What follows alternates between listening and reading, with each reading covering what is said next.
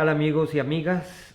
Bienvenidos a un nuevo espacio de 24CR presente en la política nacional e internacional.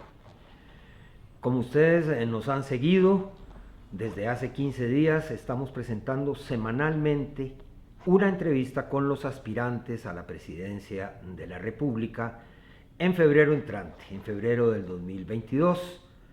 Hace 15 días conversamos con Rolando Araya, hace 8 días con el doctor Rodolfo Hernández y hoy vamos a conversar con Federico Malavasi Calvo. Federico Malavasi Calvo, quien es el candidato, no creo que nadie ya pretenda sustituirlo o competir con él por el partido Unión Liberal.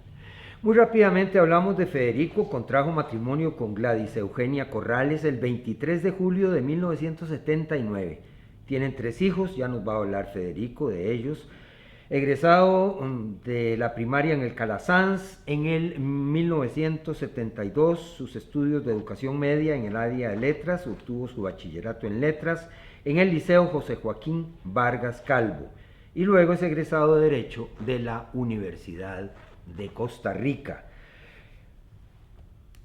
Bueno, Federico tiene una larga trayectoria como político y como abogado, pero empecemos desde el principio, como dicen. ¿Dónde crece, dónde vive su infancia Federico y su juventud? Saludos, mi estimado Fernando, y a todos los que tienen la bondad de atender a este programa. En este medio nuevo, que celebro su nacimiento, además los felicito y les deseo muchos éxitos. Yo nací en Tres Ríos. Mis primeros años, mis padres cambiaron varias veces de casa buscando pues, lo que sería luego el destino de la familia. Viví un tiempo en Tres Ríos, un tiempo en San Diego, un tiempo en Calleciles de Montes de Oca, luego en Tres Ríos y luego definitivamente en Fuentes de Montes de Oca. Pero eso me marcó muchísimo porque tengo pues las aventuras de Tres Ríos, aunque era muy chiquitillo, hasta los 7 años viví allí. Rodeado de cafetales. Cafetales y en lo más inmediato una chayotera. Y como todos los chiquillos de mi época, pues fumamos chayote alguna vez, ¿verdad? Nos las tirábamos de grandes y eran las grandes conversaciones. Por supuesto, Tiribí, cafetales, ir a dejar los almuerzos, coger café, ayudar en la recolección del café y en la traída al beneficio. Me marcó muchísimo. Cuando nos vinimos a Montes de Oca, definitivamente siempre me fui a donde mis abuelos los fines de semana en San Diego, los acompañaba y me acomodaba con mis primos. Recuerdo con mucho cariño a mis primos, los Calvo en San Diego, éramos como un barrio, ir a la ermita de San Diego también en aquel tiempo.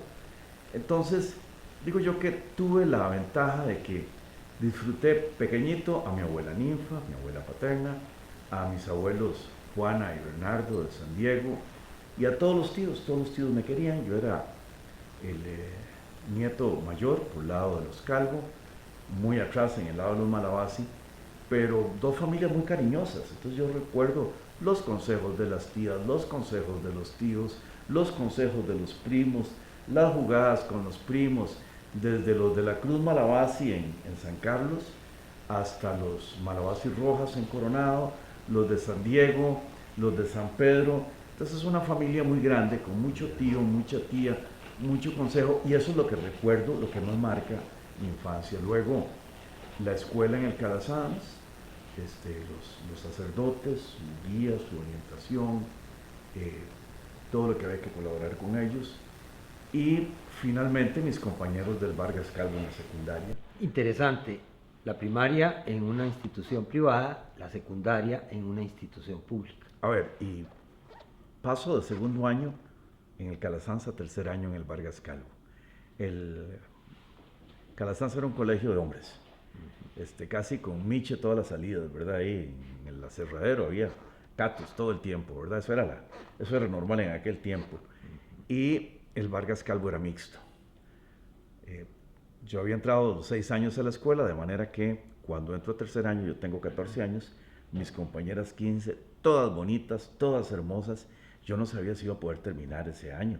Estaba con un montón de muchachas lindas en clase y yo me quedaba viendo a mis compañeros cómo hacen para estar en clase. Fue una madurez anticipada, empezar a tener compañeras de salón, como dicen, de clase, compartir con ellas, competir con ellas, ¿verdad? Fue muy especial, me ayudó a madurar muchísimo, muchísimo a tener otro ambiente de cosas. Era el que concertaba los partidos entre mis ex compañeros del Cala y los compañeros del Vargas Calvo. Constantemente aprovechábamos del Vargas la cancha del Cala y los del Cala pues tener otro equipo para jugar. Y también un barrio en Fuentes, ahí era un barrio muy definido. Se tocaba guitarra casi todas las noches, se conversaba mucho, organizábamos la cantada de la misa, jugábamos voleibol, aquel famoso juego que hacíamos antes en los barrios, una rueda de la bola de voleibol para arriba y todos tirando, el que fallaba para afuera, hasta que finalmente quedaban dos y va de nuevo, ¿verdad? Todo eso forjó mucha amistad, mucho carácter, mucha conversación. Tengo dichosamente amigos por todos lados.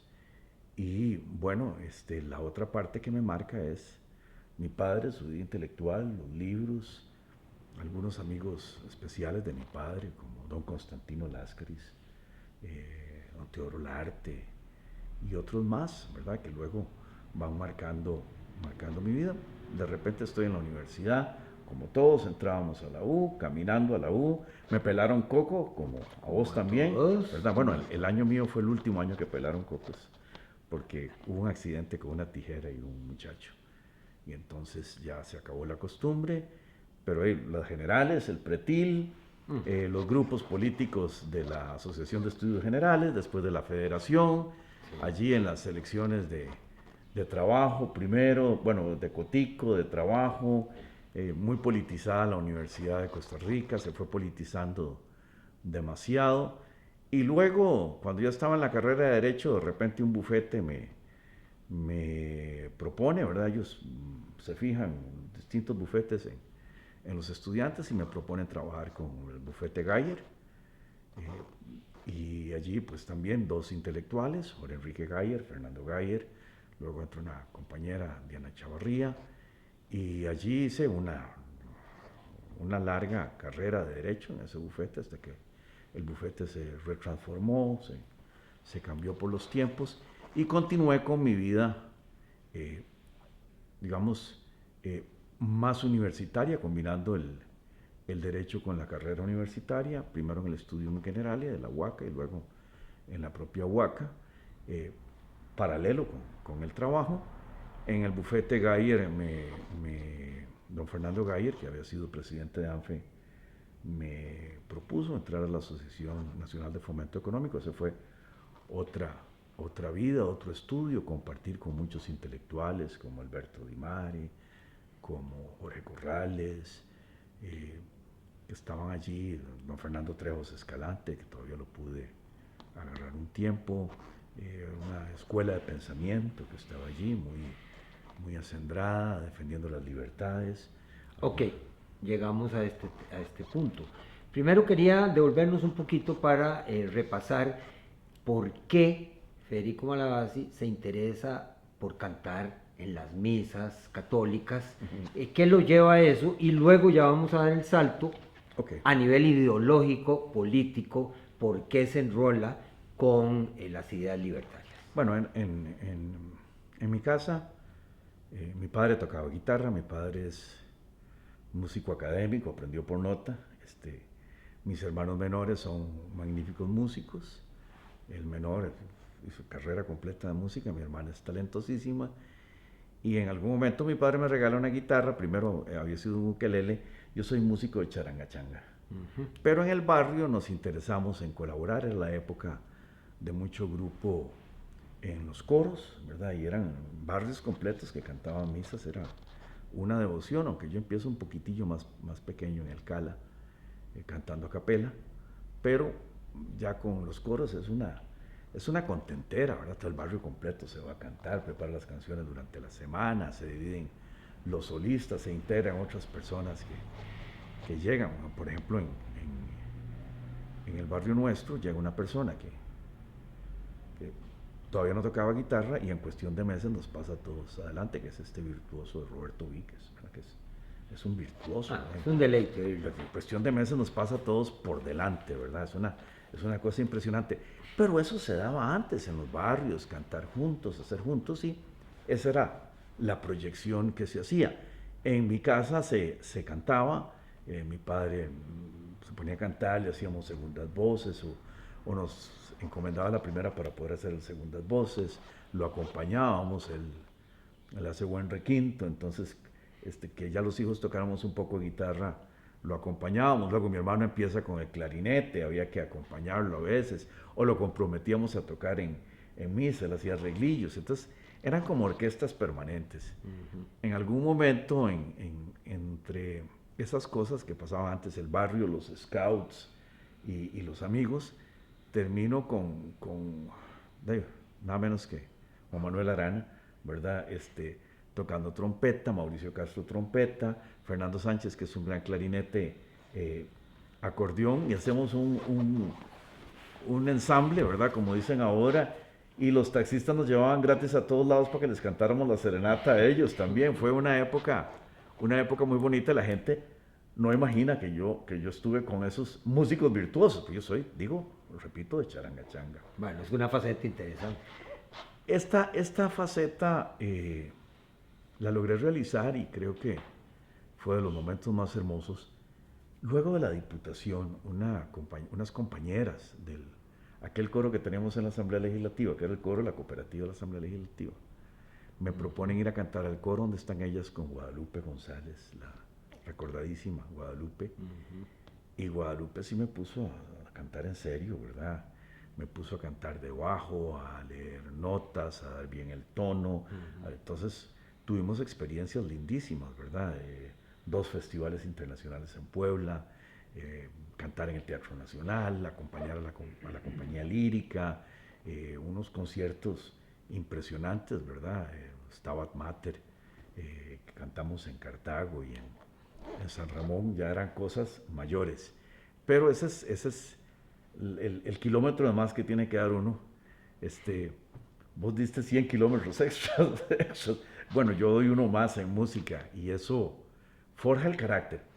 A ver, Fernando, cuando alguna vez hicimos, bueno, no una vez, 2 veces, la carrera de relevos a Punta Arenas y comprometimos a un equipo combinado de periodistas y diputados a correrla, yo empecé a encontrar otro sentido al trabajo en equipo. Como todos, habíamos jugado fútbol, básquet, voleibol, y uno más o menos sabía la parcelita que le tocaba y cómo apoyar al compañero, cómo ayudarle, si se le iba uno tenía que pensarlo, ¿verdad? Ayudarle.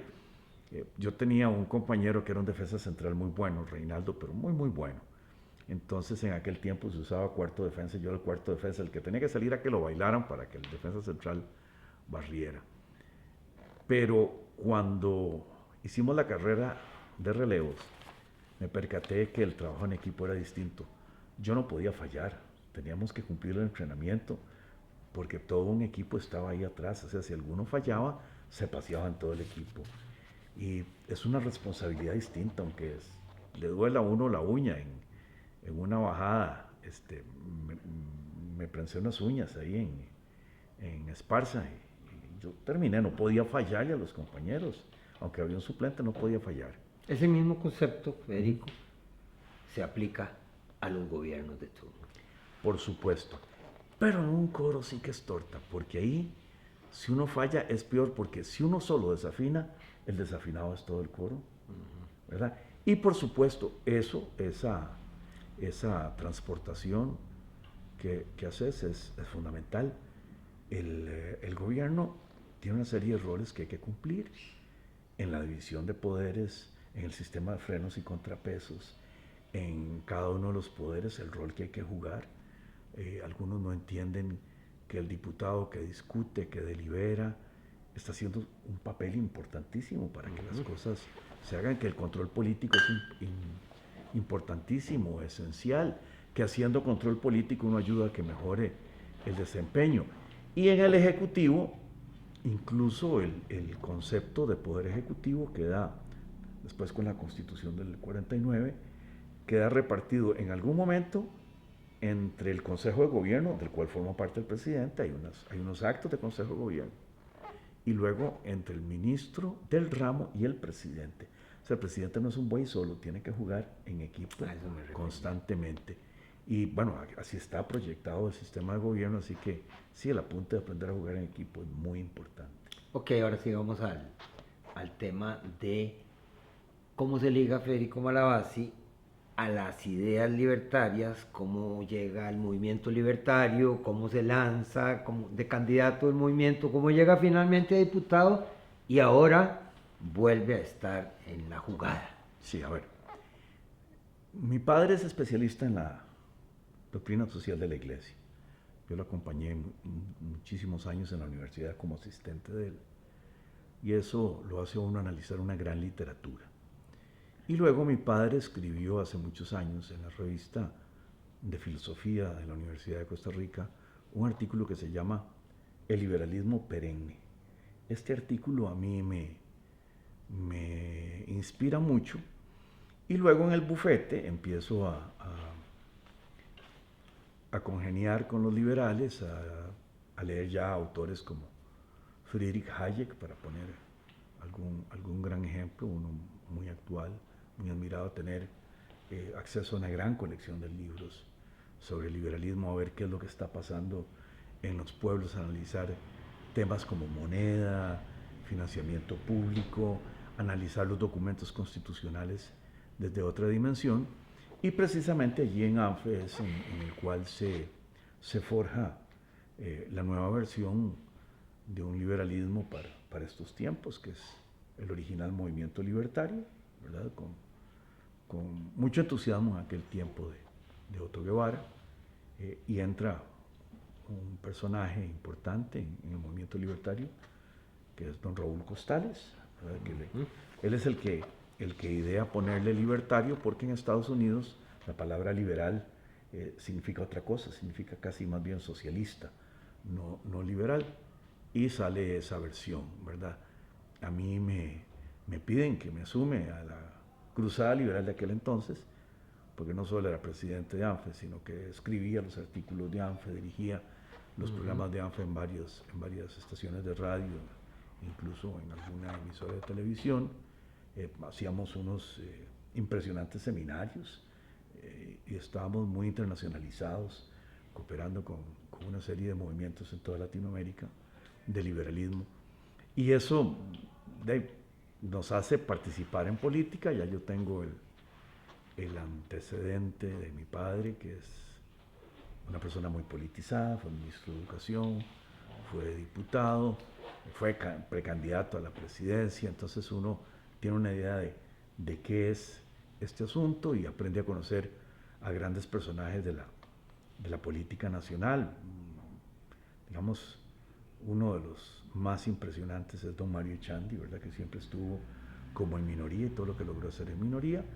Otro muy impresionante es don José Joaquín Trejos, como prometió un gobierno de estabilidad nacional y lo logró, ¿verdad? Y entonces, cuando uno empieza a leer estas cosas y a conjuntarlo con el conocimiento jurídico y digamos, de extra, que fue otra bendición que tuve en la vida, me corresponde, por una serie de accidentes, llegar a ser el maestro de escuela y el director de estudios de un colegio universitario, en el cual pues hay una integración de carreras, economía, historia, periodismo, derecho. Entonces uno pues comienza a tener una visión, cosmovisión, como todavía se dice, que reclama una responsabilidad en lo que está pasando. O sea, uno puede ver que su país no lleva un buen rumbo, no puede ver que la sociedad está complicada y quedarse como tranquilo, yo estoy bien, ¿qué me importan los demás? No.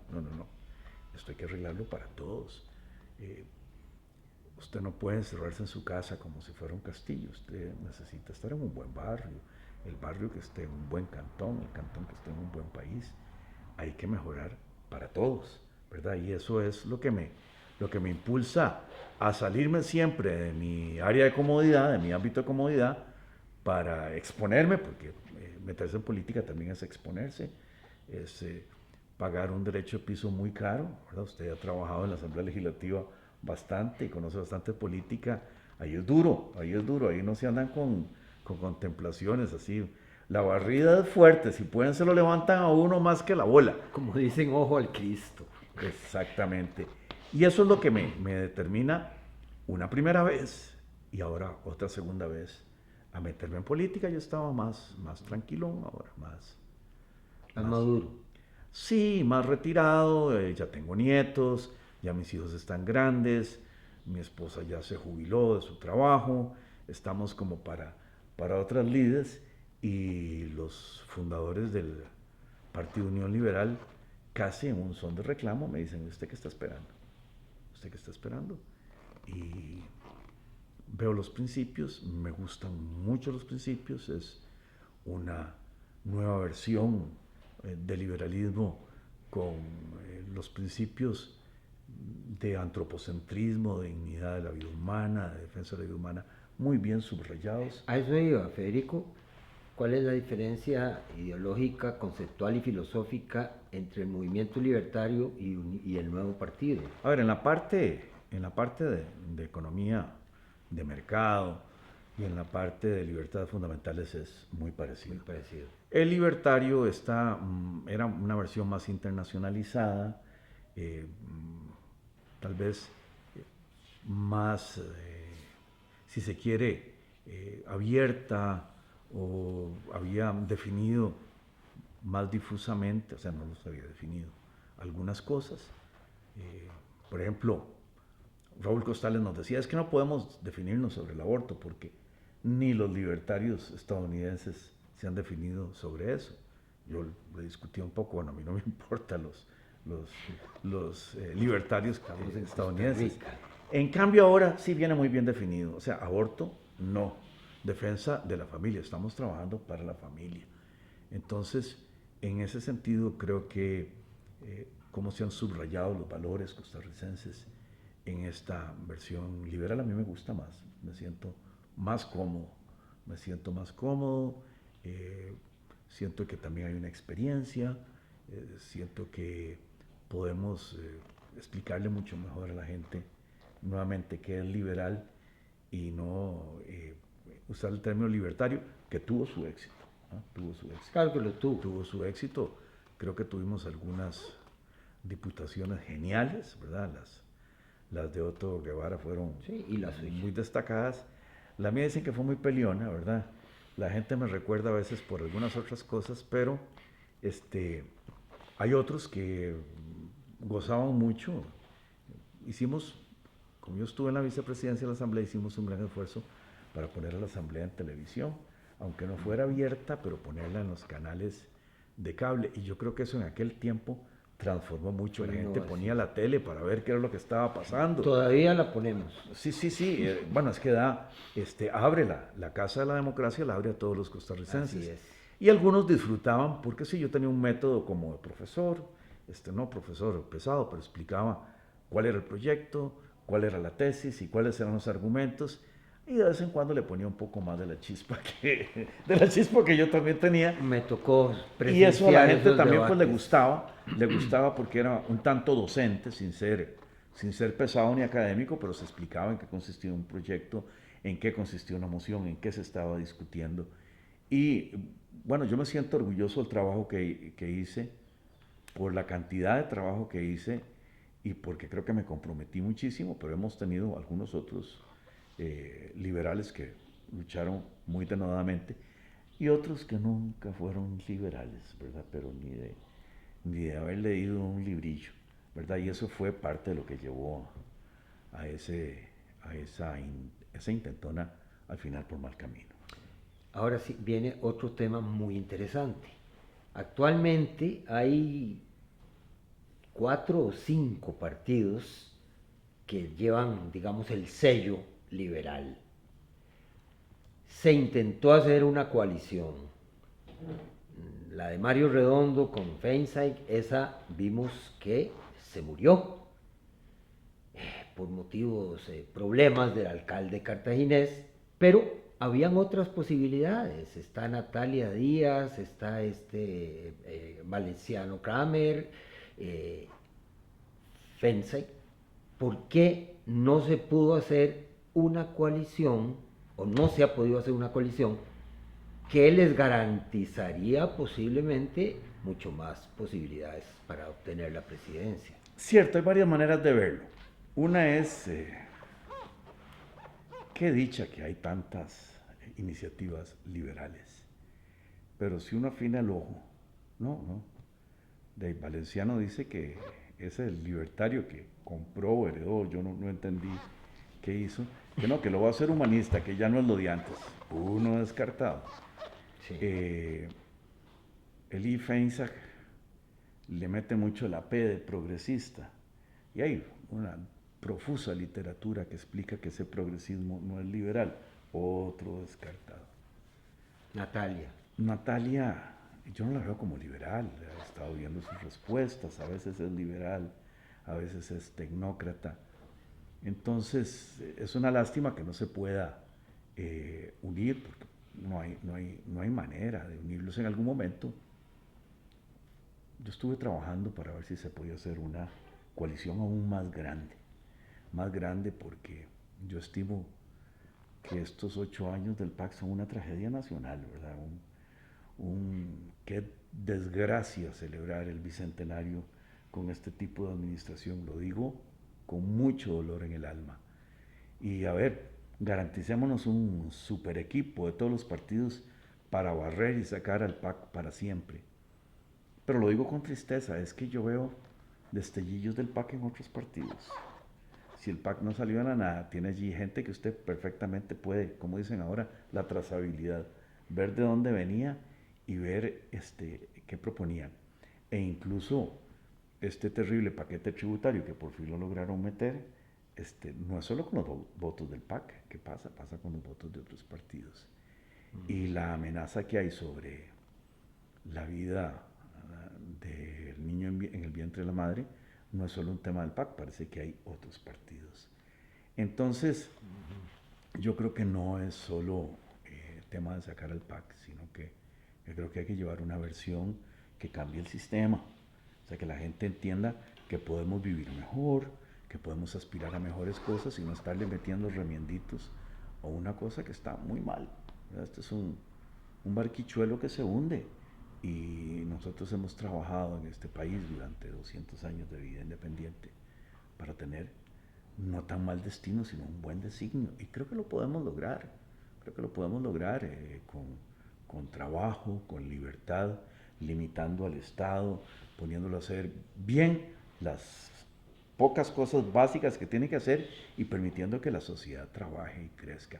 Esa es la razón, Fernando, por la cual yo en este momento creo que no hay alianza posible con gente que no quiera sacar a Costa Rica al atolladero, no hay alianza posible con gente que quiera seguir poniéndole parchecitos a esto. Ese era el cuentito de Otón, ¿verdad? Que el sistema era muy bueno, pero que ni unidad ni liberación lo sabían manejar, que lo dejaran a él. Fue mi alma, ¿verdad? Y si hay algo que agradecerle es que demostró lo malo que era el sistema.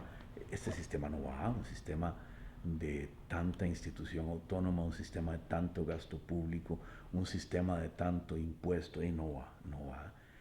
Nos está arruinando, la gente está trabajando ya para pagar deudas del futuro, es una cosa terrible. Vamos a la campaña, que ya prácticamente se nos viene encima. La campaña más atípica, Fernando. Sí, muy atípica porque va a haber cerca de 20 candidatos para empezar. Sí. Y otras circunstancias que la vuelven atípica e interesante. Pero vamos a ver, las encuestas, mucha gente no cree en las mismas, se dice que el cliente manda y el que paga los números, etcétera, etcétera, pero el digamos que paga la fiesta manda en el baile. Así es. Pero digamos que hay 5 o 6 casas encuestadoras y en determinado momento todas muestran, digamos, las preferencias de la gente sobre algunos candidatos. Por ejemplo, Figueres está luchando por meterse a una segunda ronda. Igual Fabricio. Igual Linet, que es un fenómeno también diferente. Una mujer y que empieza a crecer rápidamente según las encuestas.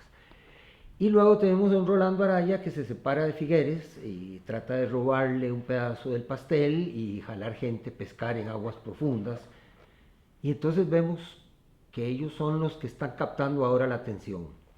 ¿Qué va a hacer Federico Malavasi para darse a conocer ya de una forma masiva y que su mensaje llegue a los posibles votantes para que no digan no tiene chance y voy a votar o por Figueres o por el que le gane a Figueres?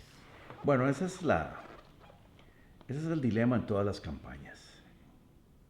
Lo que yo voy a hacer es intensificar mi trabajo en redes, intensificar las visitas, intensificar las giras, hacer más visitas y trabajar más con los medios, aprovechar estas mágicas oportunidades de los medios de comunicación para difundir las cosas y confiar en el buen entendimiento de los costarricenses. Los costarricenses tienen que estar ya cansados de vivir como ciudadanos de tercer orden y creo que tienen que entender que su ilusión de vivir bien es factible, ¿verdad? Y yo quiero conectar con ellos. No voy a hacer más, no voy a gastar plata que no tengo, no voy a endeudarme en lo que no puedo pagar, ni pedirle a gente que haga aportes especiales, ni mezclarme como han hecho algunos con algún cartel para que les ponga plata o para que les... No, no, no, no, no. Esta es una campaña con ilusión y yo confío en que alguna gente recordará las cosas buenas que hemos hecho, alguna otra gente entenderá el mensaje, alguna otra gente, pues si racionaliza los asuntos, verá que si vota por los mismos, tendrá el mismo resultado. Y algún mensaje fuerza que llevamos es, a ver, si usted está contento, quien me está viendo, si está contento, contenta de lo que es Costa Rica, ni me ponga atención, ¿verdad? Ya no es perillazo, ahora es, sálgase del programa, Salir. sálgase, ponga salir, ¿verdad? Escape, no sé por dónde se sale la gente. Porque si está contento con esto, quédese así. Pero si no está contento con esto y cree que hay que cambiarlo, entonces ponme un poquito de atención, podemos caminar por otro camino. Ese es el mensaje que voy a lanzar, que estoy lanzando, ¿verdad? Antes era todavía más fácil, o sea, si está de acuerdo con que los ciudadanos honestos estén detrás de las rejas y los libres afuera siendo de golondrinas, si está de acuerdo con el avance del narcotráfico, con la mala explotación del país, con que la gente no pueda trabajar, con que nos tengan encerrados, con que nos tengan ordeñados, bueno, no me ponga atención, vote por los que le hacen eso, ¿verdad? Pero para la gente que quiere ser feliz, para la gente que quiere progresar, para la gente que quiere libertad, para la gente que quiere progreso en este país, yo tengo un mensaje, ¿verdad? Cambiemos este sistema, limitemos el Estado, busquemos cómo impulsar los mercados, el derecho de propiedad, cómo bajar los impuestos para que la sociedad pueda respirar y crecer. Ese es el mensaje. No vamos a hacer otra cosa que visitar gente, que visitar las comunidades que se pueda. Esta campaña va a ser muy complicada, no va a haber grandes reuniones, los medios de comunicación ya no juegan el rol que jugaban antes, ¿verdad? La gente va por todas estas alternativas que son muy importantes. Al único que le queda bien a esta campaña era aquel candidato que no le gustaba tocar chiquitos y pedía alcohol después de asar a algún chiquito. A mí sí me lastima mucho la lejanía de la gente, hablar Sí. con barbijo, eso va a ser difícil, pero hey, son los bueyes que tenemos, hay que usarlos para arar y yo tengo esperanza y tengo ilusión y tengo además la fuerza de un muy buen mensaje para todos los costarricenses. De aquí a diciembre es posible que ya se retorne paulatinamente a la normalidad, lo que permitirá más las giras presenciales y no tanto las virtuales. Ahora se está trabajando prácticamente con giras virtuales. En estas entrevistas nosotros le damos siempre un par de minutos al candidato para que se dirija a los costarricenses y les proponga, les enfatice ese mensaje que usted acaba de dar muy concreto, qué ofrecimiento específico les da y por qué tienen que votar por Federico Malavasi Calvo. Muchas gracias. Tengo una vida honrada, de trabajo, familiar, acendrada en los valores, ¿verdad? En la ventana de todo el mundo, diputado trabajador, defensor de la libertad, creo en el trabajo, creo en la justicia y estoy seguro por mis estudios, por las evidencias y por las demostraciones de que si cambiamos el modelo, esto va a trabajar bien. El costarricense es trabajador, el costarricense le gustan las cosas bien hechas, el costarricense tiene confianza en Dios y en los valores, y lo que ofrecemos es cambiar las cosas para poder trabajar en este otro escenario, ¿verdad? No que el Estado nos robe las ganancias, no estar alimentando vicios, no estar alimentando regalías especiales, sino justicia a través del trabajo, de la libertad y de las oportunidades. Bueno, pues no nos queda más que agradecerle la gentileza de haber podido visitar su casa y haberlo podido escuchar un ratito sobre estas inquietudes y la motivación que ha tenido para echarse a dar la pelea en esta campaña típica, como usted lo dijo hace un ratito, porque presenta características completamente insospechadas e Sí, inesperadas. exactamente. El único problema de las redes es que cuando uno ya tiene unas canas, ¿verdad? Y tal vez unas arruguillas ya no se ve tan bonito como otros, pero yo espero que el mensaje y la palabra pueda llegar a cada casa. Ah, belleza está en el alma. Exactamente. Muchas gracias, don Federico.